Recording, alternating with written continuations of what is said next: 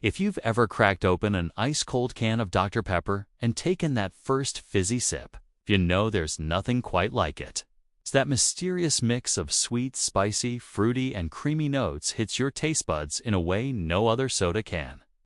For over a century, fans have been left guessing about its secret 23-flavor blend, sparking debates, theories, and even taste tests among die-hard drinkers.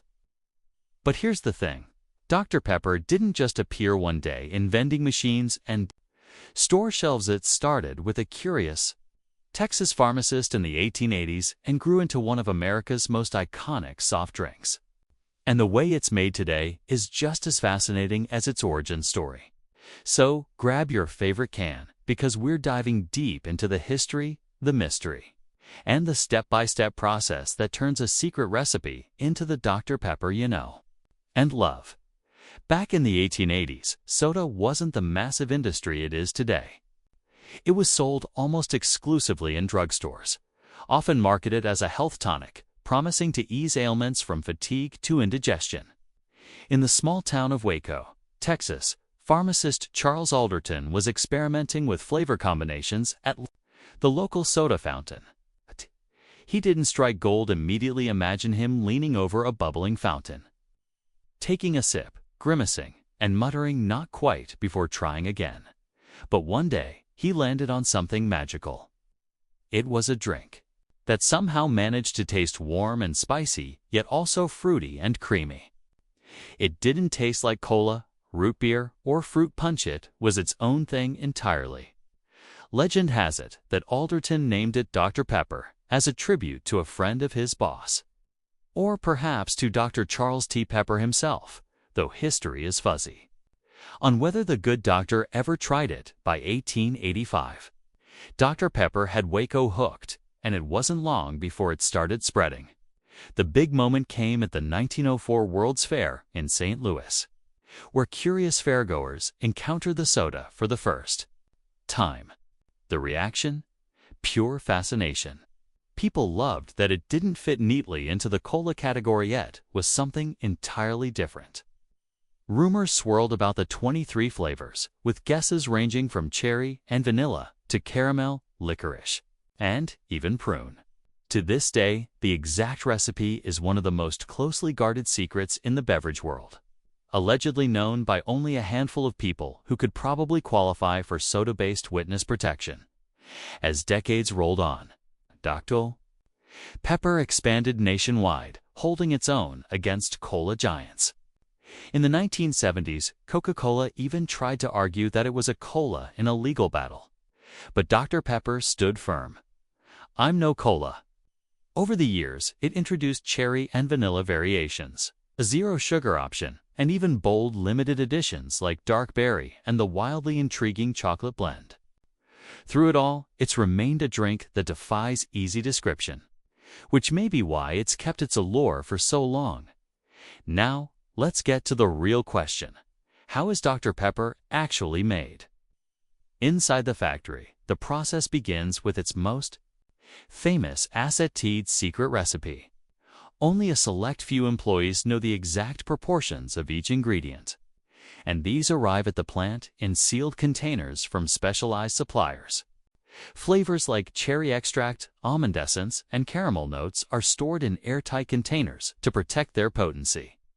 When it's time to create a batch, these ingredients are measured with ultra-sensitive scales that can detect even the day's tiniest deviation, because even the slightest imbalance could change the iconic flavor.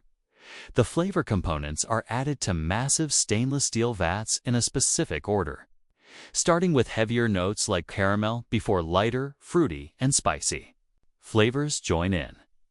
The vats are designed to prevent any metal taste from seeping in, and custom paddle systems churn the mixture at precise speeds to avoid introducing oxygen, which could alter the delicate profile. Throughout the blending process, small samples are tested to ensure the flavor is perfectly aligned with the Dr. Pepper standard. Next comes the syrup stage.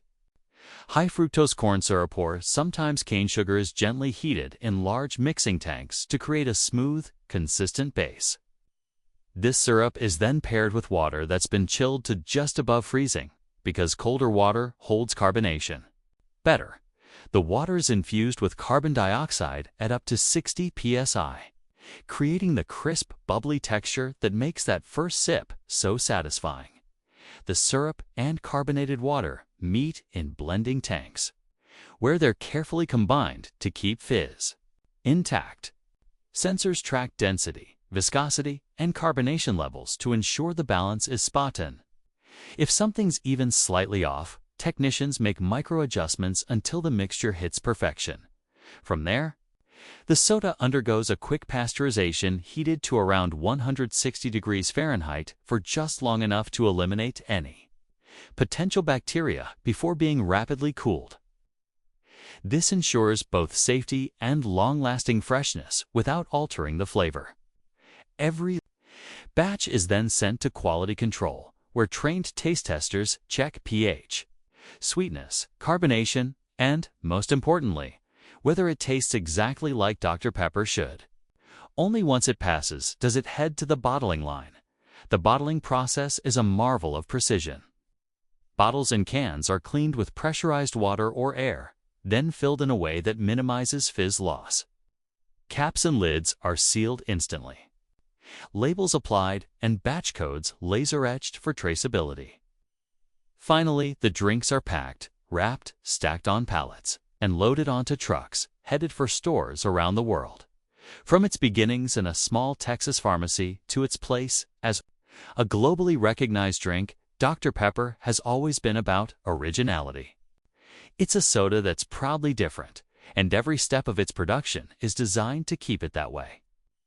Each sip is a taste of history, mystery, and bold creativity, proof that sometimes the best things in life are the hardest to define.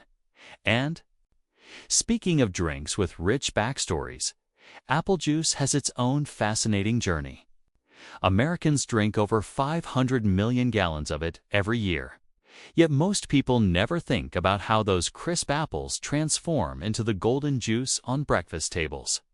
The process begins in sprawling orchards where varieties like Gala, Fuji, Golden, Delicious, and Granny Smith are chosen for their balance of sweetness and tartness. Once picked, apples are rushed to processing plants to preserve freshness at the plant. They're sorted, washed, and crushed into a pulp known as mash. Hydraulic presses then squeeze the mash with enormous pressure to extract as much juice as possible. That juice is filtered, pasteurized, and sometimes concentrated before being bottled. The result is the smooth, refreshing apple juice we pour into glasses, mix into cocktails, or use in cooking. Like Dr. Pepper, it's a drink that feels simple but carries with it centuries of tradition, agricultural care, and precise craftsmanship.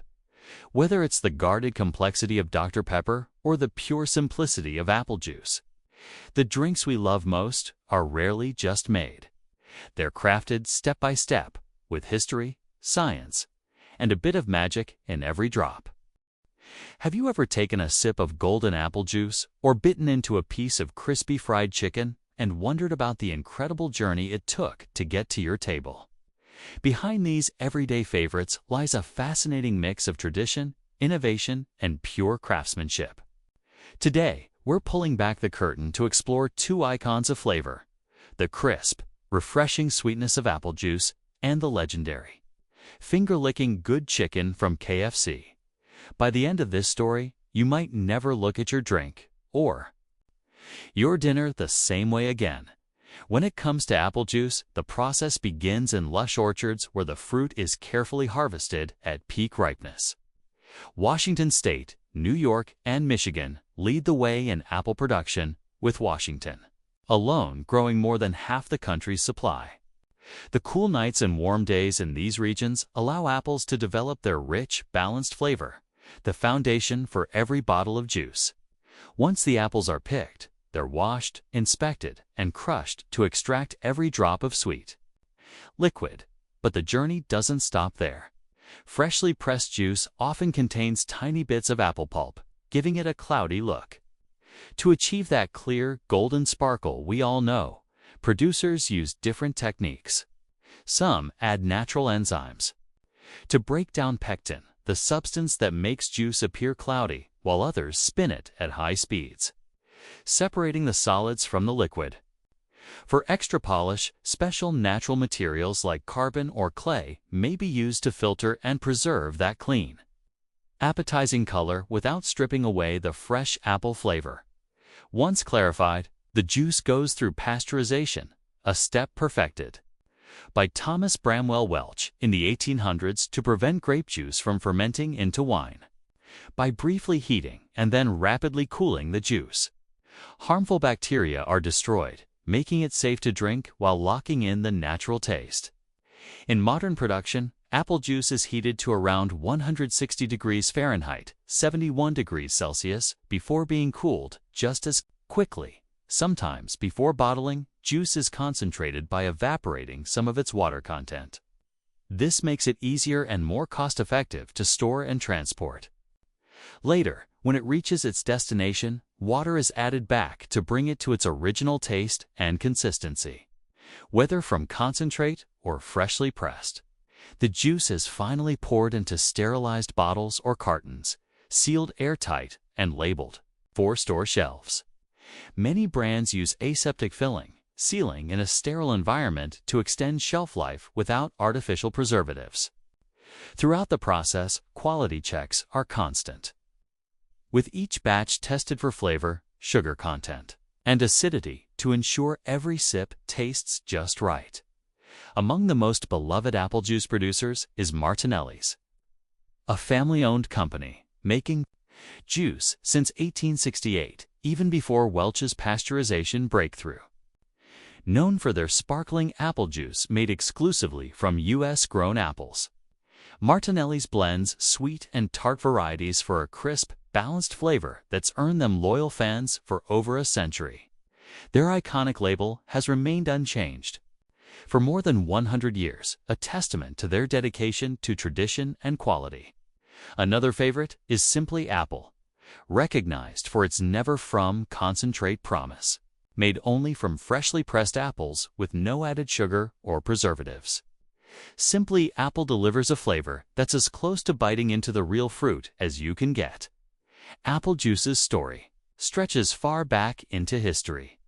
Apples themselves are believed to have originated in Central Asia, especially in what is now Kazakhstan, where the wild ancestor of today's apple, Malus sieversii, still grows.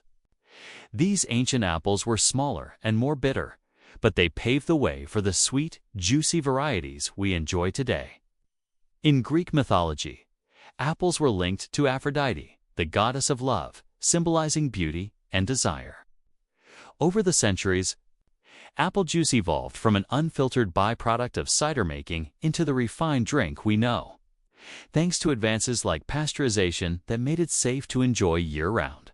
Today, every sip connects you to that long history, a blend of agricultural skill, science, and respect for tradition. Now, let's turn from the orchards to the kitchens and look at another global food legend, KFC.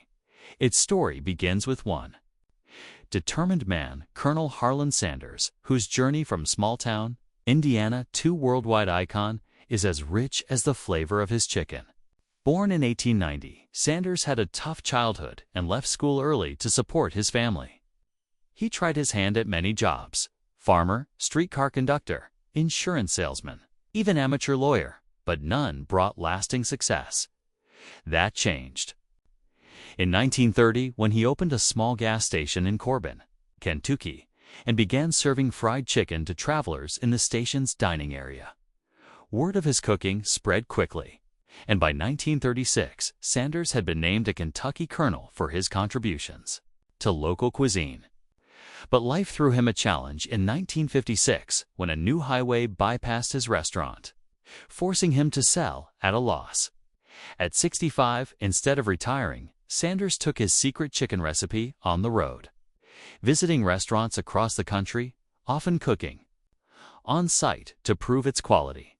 His persistence paid off, and by 1952, the first KFC franchise opened in Salt Lake City. Within a decade, hundreds more followed. Built on the irresistible draw of his secret blend of 11 herbs and spices, a recipe so closely guarded that it's kept in a high-security vault. Known only to a handful of people, KFC's success also depends on an equally guarded process for sourcing and preparing its chicken. The company works with a global network of farms, carefully selected for their commitment to animal welfare, food safety, and environmental responsibility. Did you know KFC is the world's second-largest buyer of chicken after McDonald's? Their suppliers must provide birds with clean water, a healthy diet, and humane living conditions. And the company aims for 100% cage-free chickens worldwide by 2026. Once the chickens are fully grown, they're sent to processing plants where each bird undergoes multiple inspections for health and quality. Before being thoroughly cleaned, cut and chilled to preserve freshness. In many locations, the chicken is never frozen, which helps maintain its natural texture and flavor. When the chicken reaches KFC restaurants, the real magic begins. First, staff inspect it again for quality before storing it in refrigeration. The breading process, key to that famous flavor, uses the Colonel's original spice blend, still stored in 2 separate halves for security. Each piece is dipped in cold water, coated in seasoned flour, and hand-breaded using the 7-fold technique to ensure a perfect, even crust. Then comes pressure frying, an innovation Sanders pioneered in the 1940s. Unlike traditional frying, pressure frying cooks the chicken faster and at lower oil temperatures, sealing in moisture while delivering a crispy, golden exterior. The result? Juicy, tender meat inside and that signature crunch outside. Cooked to perfection in just 15 minutes. Once cooked, the chicken is drained of excess oil, kept warm under heat lamps, and served as fresh as possible, usually within minutes. To preserve both taste and texture. From farm to bucket, KFC maintains strict standards with over 50 quality checks along the way. And while the flavor has remained consistent for decades, the company has also embraced modern goals like reducing environmental impact, improving energy efficiency, and cutting greenhouse gas emissions. Whether you're sipping a chilled glass of apple juice or enjoying a bucket of fried chicken, both of these beloved foods carry more than just flavor. They carry stories. They're the product of centuries of cultivation, decades of refinement, and a relentless pursuit of quality. The next time you pick up that golden glass or that red and white bucket, remember the incredible journey that brought it to you. And now we have to ask, what's your go-to comfort food, and which story surprised you most?